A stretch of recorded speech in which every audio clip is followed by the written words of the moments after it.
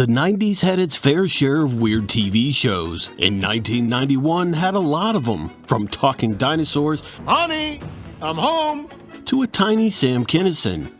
We were given a glimpse inside Herman's Head, and the family decides to keep a Bigfoot in their house. Welcome to the review. Today we're taking a look at an array of weird TV shows from 1991. Weird is defined in the Oxford Dictionary as very strange or unusual and difficult to explain. So weird doesn't necessarily mean bad. In fact, most of these shows featured in the video were fairly popular. Leave us a comment below if you remember watching any of these. Number 10, Charlie Hoover.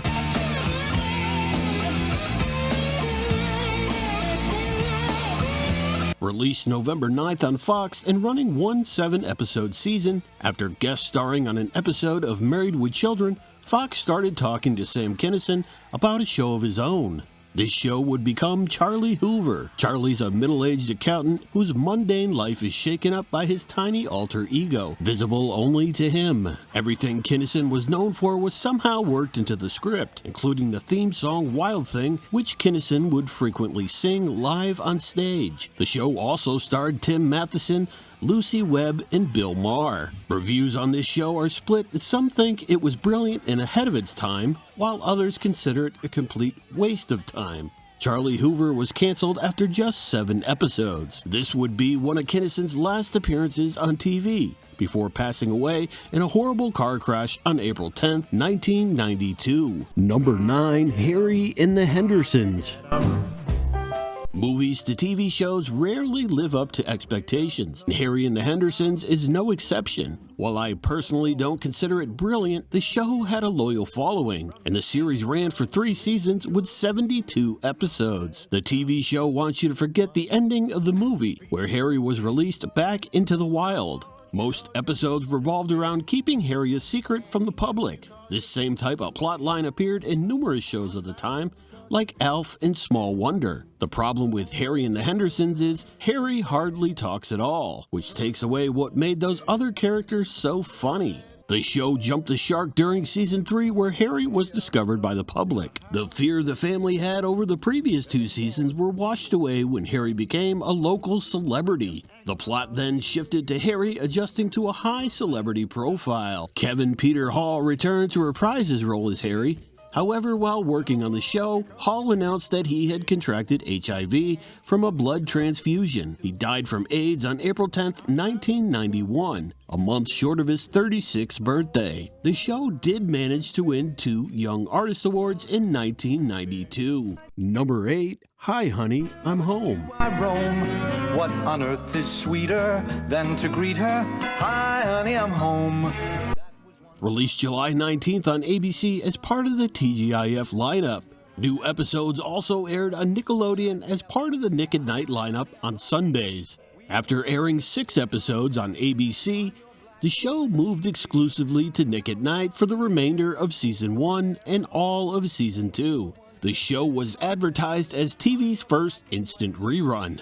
A 1950s American sitcom family participate in a sitcom relocation program and are transported to 1990s suburbia. Mike Duff, a sitcom junkie, finds one of his favorite TV shows, Hi Honey, I'm Home, has been canceled, only to discover that the people from the show have just moved in next door to him. Honey gets him to promise never to reveal their secret, because they won't be able to go back on the air.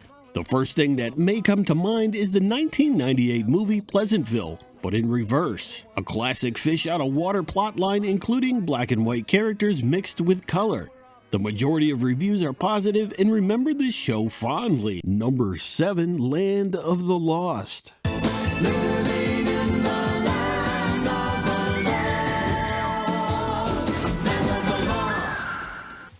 Released September 7th on ABC, the show ran for 2 seasons with 26 episodes. A remake of the 1974 series of the same name. The Porter family get trapped in a parallel universe after their Jeep Cherokee fell through a time portal. A universe where dinosaurs roam free. Weekly episodes feature the Porters struggle to survive in a new world. The series was nominated for 7 various awards but didn't manage to take any home. Reruns were later picked up by Nickelodeon. Tiger Toys received the license to produce a toy line based on the series, which included regular and talking action figures, several dinosaurs and play sets, an electronic crystal sword, as well as an electronic LCD game and a board game. The show was weird but highly popular. A big and tasty for just $1? How do you do it? What's your secret? You're a man of few words. I like that. Purple. Very, very powerful. Number 6. Herman's Head. This is Herman Brooks. Herman is just like the rest of us. Every day he has to make all kinds of decisions. Like what to wear, whom to date, and when to panic. Now, these decisions should be easy, but if you take a look inside Herman's head, you'll see why he sometimes has trouble making up his mind. Released September 8th on Fox and running for 3 seasons. Herman's Head is about a magazine fact-checker named Herman, whose inner dialogue is shown to the audience. The 4 characters acting out Herman's emotions each represent a different aspect of his personality. Angel, played by Molly Hagan, is Herman's sensitivity and feminine side. Animal, played by Ken Campbell, is Herman's lust and hunger. Wimp, played by Rick Lawless, is Herman's anxiety. And Genius, played by Peter Mackenzie, is Herman's intellect. These characters live in a large attic room inside Herman's head and make all the tough everyday decisions, often arguing along the way. The show also starred Hank Azaria as Herman's best friend, Jay Nichols, and Yeardley Smith as secretary, Louise Fitzer, both voice actors on the animated series The Simpsons, which can be very distracting, especially Yeardley, who voiced Lisa. What's so funny? I was just thinking of a joke I saw on Herman's Head. The show was actually pretty good, and I can fondly remember laughing with my dad while watching it. You have Herman's Head to thank for the Disney Pixar movie Inside Out. Number 5. Dinosaurs.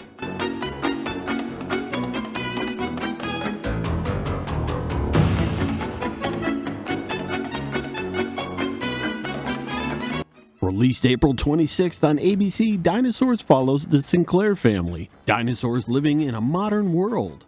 On the surface, it's a typical family sitcom, but with dinosaurs. Original airings of Season 1 featured a laugh track, which was deleted from all network repeats, syndicated reruns, and home video releases. The series was developed by legendary puppeteer Jim Henson for Disney. Henson first conceived the show in 1988. Unfortunately, Henson passed away on May 16, 1990, and didn't get to see how successful the show became. Running for 4 seasons with 65 episodes, the show was highly popular and won a Primetime Emmy Award. People everywhere were constantly saying,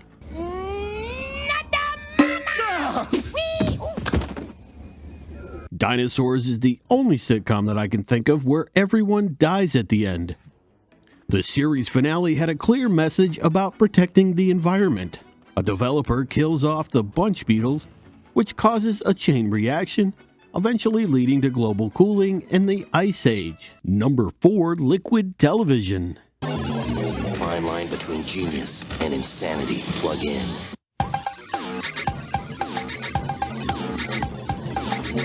Released June 2nd on MTV, Liquid Television was a darkly humorous, weird animation anthology featuring both serialized and one-off segments. The bulk of Liquid Television's material was created by independent animators and artists, specifically for the show. Liquid Television also aired 1 season on BBC Two in the UK. Not every cartoon short was weird, and 2 highly popular shorts led to a full series, Beavis and Butthead and Aeon Flux. The movie Office Space was also developed based on the short. Other recurring shorts included Soap Opera, which was a parody of daytime soaps, with bars of soap as the actors. Stick Figure Theater was a series of shorts recreating scenes from popular movies using stick figures. Winter Steel was a puppet show about a biker chick searching for her long-lost love. Miss Lydia's Makeover to the Stars was a short about an unseen makeup artist who gives celebrities mock makeovers via her computer. Dangerous Puppets was about puppets who violently destroy each other. The series was revived in 2014 with the release of Season 4. Number 3, Dark Shadows.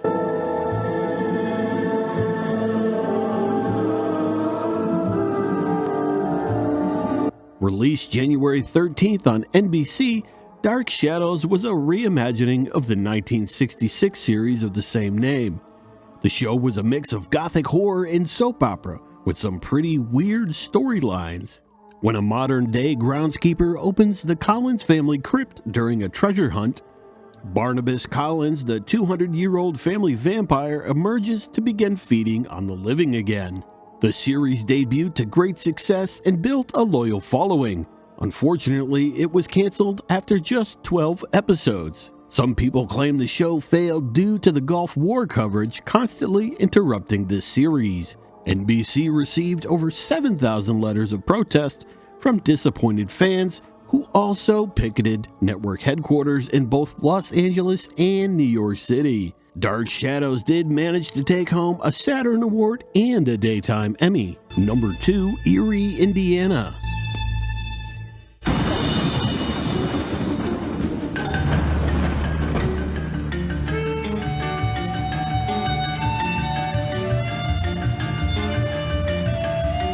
Released September 15th on NBC, Eerie, Indiana is about a teenage weirdness investigator, Marshall Teller, on adventures through his new small-town home with his friends Geeky Simon Holmes and Mysterious Dash X. Together they are faced with bizarre scenarios, which include discovering a sinister group of intelligent dogs that are planning on taking over the world, and meeting a tornado hunter who is reminiscent of Captain Ahab. They also confront numerous urban legends such as Bigfoot and a still-living Elvis Presley. The show was popular with viewers, and the show was rerun on the Disney Channel from October 7th, 93 to late March 96. In 1997, the show generated a new fan base when the Fox Kids network aired the series on Saturday mornings from January to September, gaining something of a cult following despite its short run. The renewed popularity of the series encouraged Fox Kids to produce a spin-off, Eerie, Indiana: The Other Dimension, lasting only one season in '98. Number 1, The Grudge Match. From the Grudge Match Arena at Universal Studios, Amateur Rank Sports proudly presents the Grudge Match. The Grudge Match was a 1991 syndicated television game show that invited feuding people to settle their issues in a boxing ring using various implements of revenge. The show was hosted by Steve Albert and Jesse the Body Ventura. Michael Buffer was the ring announcer and comedian John Pignette refereed. Entertainment Tonight correspondent Paula McClure served as a reporter. Prior to the bout, the competitors choose which of the implements they wanted to use during the 3-round fight. Some of the options included Baker's Dozen, where the two opponents have 60 seconds to throw as many stale donuts as possible and try to get the most hits. There was Salad Bar, where opponents have 60 seconds to pelt each other with food items used in a salad bar. There was Cavemen, where contestants are dressed as cavemen and have 3 minutes to pelt one another with clubs. And of course, there was the classic boxing version. A British version of the game show was released in 1999 with a whole lot more options to choose from. Well, there you have it, 10 weird TV shows from 1991. Don't forget to leave us a comment if you remember watching any of these. As always, thanks for watching, and if you've enjoyed this video, please subscribe for more videos just like this.